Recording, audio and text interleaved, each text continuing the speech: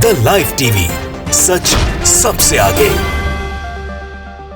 नमस्कार, the live TV आप देख रहे हैं, आपके साथ मैं हूं आदित्य कुमार।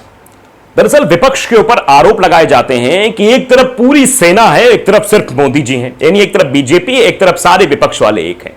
लेकिन आप जरा देखिए कि एक तरफ यूपीए, एक तरफ एनडीए है, एक तरफ बीजेपी, एक तरफ कांग्रेस है। क्योंकि कांग्रेस का जनाधार ज्यादा है और बीजेपी का जनाधार ज्यादा है। बीजेपी एनडीए में सबसे बड़ी पार्टी है, तो यूपीए में सबसे बड़ी पार्टी और महागठबंधन की अगर बात कर ले उसमें सबसे बड़ी पार्टी कांग्रेस है। तो ये लोग प्रोपेगेंडा फैलाने की कोशिश करते हैं कि एक बनाम तमाम, यानी एक तरफ बीजेपी है, मोदी जी हैं, बाकी तमाम विपक्ष वाले एक साथ एक मंच पर आ रहे हैं मोदी जी को हराने के लिए, बीजेपी को हराने के लिए। ये महिमा मंडन किया जाता है। दरअसल वास्तविकता जबकि यह है कि जब दोनों पार्टियों की बैठक होती है तो उसमें अन्य दल शामिल होते हैं। अब आप जरा देखिए, रणविजय ने बाकायदे ट्वीट करके बताने और समझाने की कोशिश की है। कांग्रेस की बैठक में 26 दल शामिल होंगे, यानी जो कांग्रेस की विपक्षी दलों की बैठक होगी उसमें 26 दल शामिल हो रहे हैं, जिसमें न्योता सबको भेजा सोनिया गांधी ने। अब बीजेपी की बैठक 29 दल शामिल होंगे, यानी बीजेपी की बैठक में 29 दल शामिल हैं। तो यहां भी तो यह है कि बीजेपी की बैठक में 29 दल, कांग्रेस की बैठक में 26 दल। लड़ाई किसकी है? बीजेपी और कांग्रेस की। किसी दल का नाम और दिख रहा है यहां पे? नहीं दिख रहा है ना भाई। एनडीए में भी कई दल हैं और यूपीए में भी, या फिर महागठबंधन के लीजिए, उसमें भी कई दल हैं। यानी दलों दलों की लड़ाई है और यह बीजेपी और कांग्रेस मेन फैक्टर पर लड़ती हुई दिखाई दे रही है।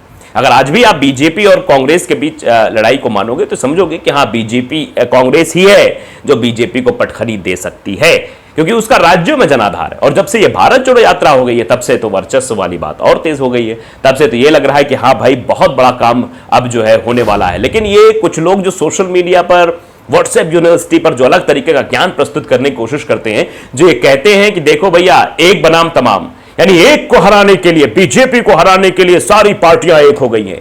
ये जो माहौल तैयार करने की कोशिश की जाती है, दरअसल ये एक नैरेटिव सेट किया जा रहा है। ये बताने की कोशिश हो रही कि लोगों के अंदर एक सहानुभूति डेवलप करने की कोशिश की। देखो, एक तरफ एक अकेला आदमी है, एक तरफ तमाम सारे दल एक हो गए हैं।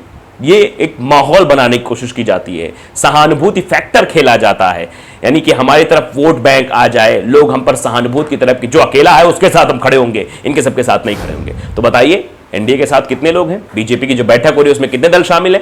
29 दल शामिल है साहब, जबकि कांग्रेस की बैठक में 26 दल शामिल हो रहे हैं। तो बताइए, तो दलों की बात हो गई ना। बीजेपी कहां से आ गई? बीजेपी और कांग्रेस की लड़ाई हो गई ना। ये इसमें कहां से जो एक बनाम तमाम की लड़ाई हो गई है? लेकिन ये नैरेटिव सेट करने की दरअसल कोशिश की जा रही है। नदीम राम अली है, वो इस पर रिएक्शन देते हुए लिखते हैं कि शेर अकेला ही चलता है तो इंडियन को संगठित क्यों कर रहा है? जब शेर अकेला ही चलता है तो शेर अकेले ही जाए। फिर क्यों ओपी राजभर को बुलाया जा रहा है? फिर क्यों दारा सिंह चौहान को बुलाया जा रहा है, जो कल जब 2022 में चुनाव हुए थे तो उस समय वो साथ छोड़कर चले गए थे। पहले स्वामी प्रसाद चले गए, फिर उसके बाद दारा सिंह चौहान चले गए, ओपी राजभर तो पहले से ही चले गए थे। अब ओपी राजभर भी एनडीए में शामिल हो गए हैं। अब उसके बाद दारा सिंह चौहान भी शामिल हो गए हैं, क्योंकि एक लुनिया समाज होता है, उसके वोटर्स को अपने पास करने के लिए सब बात हो रही है। अब स्वामी प्रसाद मौर्य को लेकर भी चर्चा हो रही है कि स्वामी प्रसाद मौर्य को भी अपने खेमे में करेंगे ताकि ओबीसी वोट फैक्टर इनके खेमे में आ जाए। तो ये सब क्यों किया जा रहा है?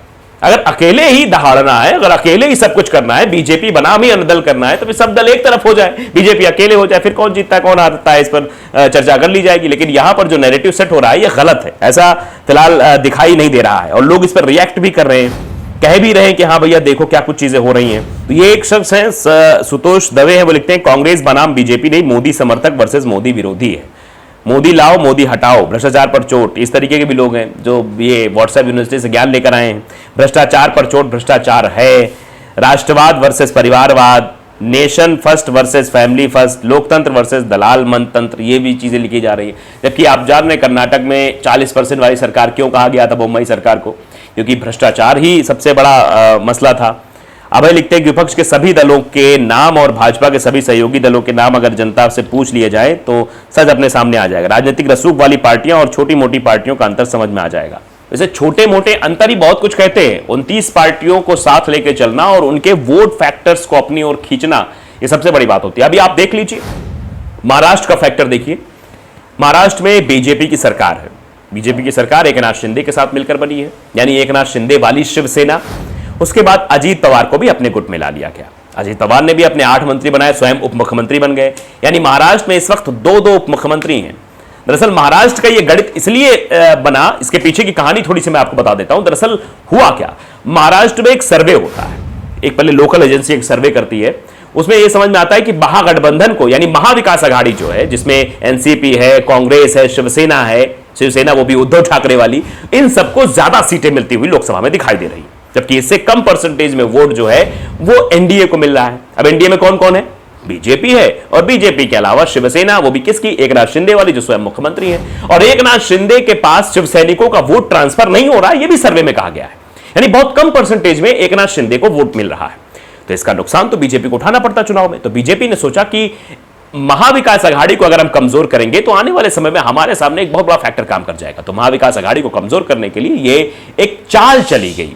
वो चाल ये थी कि अजीत पवार को अपने खेमे में लाया जाए। अजीत पवार काफी लोकप्रिय है, युवाओं में अच्छा क्रेज है उनका, एनसीपी टूट जाएगी, शरद पवार जो है बिल्कुल बिखर जाएंगे और एनसीपी का पूरा वोट बैंक बीजेपी में शिफ्ट हो जाएगा, जिससे हमारे सीटों की संख्या एनडीए की महाराष्ट्र में बढ़ जाएगी। ये तिकड़म था।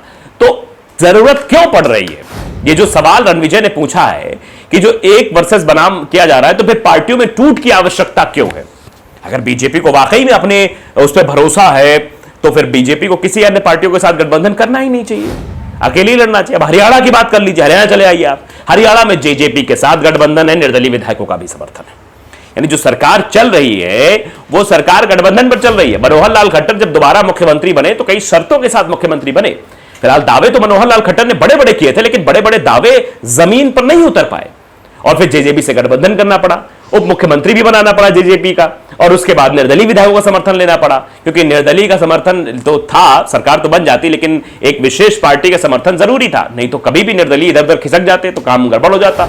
पता लगता कि बीजेपी की सरकार कांग्रेस की सरकार बन गई है अगर जेजेपी से गठबंधन कर लिया था। तो ये सब समीकरण जो है वो दिखाई दे रहे थे हरियाणा में, इसलिए हरियाणा में जेजेपी की आवश्यकता पड़ी।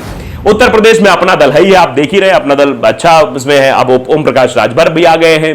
तो ये सब जो समीकरण गांठने की कोशिश हो रही है, इन सबको अपने साथ लाने की जो कोशिश हो रही है, वो कोशिश जता रही है कि बीजेपी अकेली नहीं है। बीजेपी के साथ 29 दल चुनाव लड़ रहे हैं जो छोटी छोटी जातियों में छोटा छोटा प्रभाव रखते हैं। चिल्लर कह लीजिए जिन्हें। अभी एक ट्वीट आपने देखा ही किस तरह कह रहे थे कि अरे वो तो छोटी छोटी पार्टियां, उनके नाम भी लोगों को नहीं पता होंगे, लेकिन यहां तो बड़ी बड़ी है, अखिलेश हैं, अखिलेश हैं, ममता बनर्जी हैं, उधर जेडीयू के नीतीश कुमार हैं, आरजेडी के तेजस्वी यादव है, बड़े बड़े चेहरे हैं, ये लोग आ रहे हैं। तो एक तरफ थोड़े बड़े बड़े हैं, एक तरफ चिल्लर चिल्लर हैं, लेकिन वोट जब पोलराइजेशन होता है, अब आप देख लीजिए बिहार की अगर चर्चा की जाए तो बिहार में हम अगर बात करें, रामविलास पासवान की पार्टी जो है वो दो धड़ों में बढ़ गई है। एक तरफ उनके बेटे चिराग पासवान, एक तरफ पशुपति पारस है।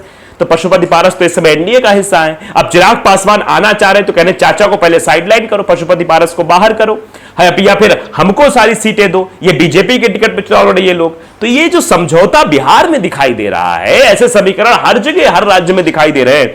तो ये कहीं से भी कहना कि कांग्रेस जो है वो सबको साथ लेके आ रही है, एक महागठबंधन तैयार हुआ जिसमें बड़े बड़े महारथी आ रहे हैं बीजेपी को हराने के लिए, एक तरफ अकेले गांडीवले अर्जुन खड़े, ऐसा माहौल भी अभी तैयार किया जाएगा लोकसभा चुनाव आते आते पहले कि एक तरफ पूरी कौरवों की सेना है, एक तरफ अर्जुन खड़े हुए हैं गांडीव लिए, ऐसा माहौल तैयार किया जाएगा। ये व्हाट्सएप यूनिवर्सिटी पे ज्ञान बहुत जल्दी मिलने वाला है आपको।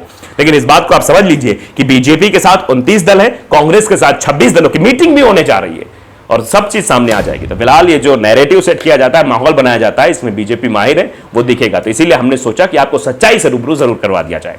तो द लाइव टीवी को अगर आपने सब्सक्राइब नहीं किया है जरूर कर लीजिए, बेल आइकन दबाइए ताकि सच खबर आप तक पहुंचती रहे। नमस्कार। द लाइव टीवी, सच सबसे आगे।